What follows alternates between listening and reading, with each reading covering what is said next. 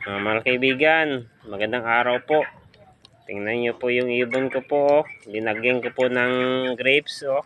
Yung mama niya. Oh. Yan na lang tinira. Ubos. Ang ubas mga kaibigan. Kasi nakita ko po kanina, sinusubuan niya tong sisiw na to. Tingnan niyo po. Oh, may mga pakpak na po. Mga kaibigan. Tingnan niyo pong mabuti.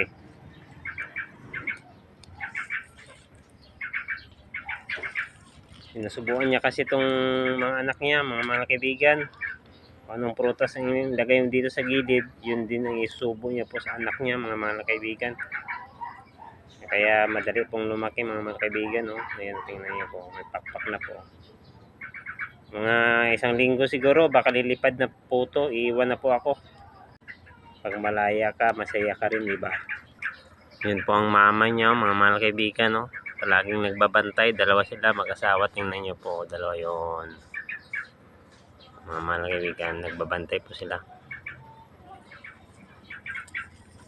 Pero iwan ko nito pag lumipad ko kung paging malapit sila sa akin, mga kaibigan. Oh. Ilang araw na lang to, makompleto na yung pakpak nito mga kaibigan.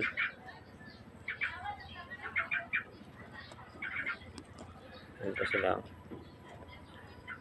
Ewan ko kung nagugutom to. Nag-ayos kasi ako ng tricycle mga kaibigan, yung pinapasada ko, yung kamay ko ang dumi. Oh. Dito po ako pwede maghugas. Ibon, bagong gising muna. Baby ibon, kain ikaw. Ibon, busog siguro to mga kaibigan, busog siguro tong ibon na to. Kasi ubos yung grapes dito. Oh. Tingnan niyo po yung grapes ko.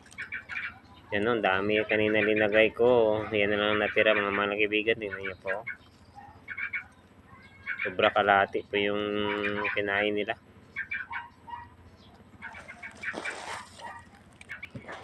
Yan na lang kayo, Bibi Ibon. Sige po. Paalam, Bibi Ibon.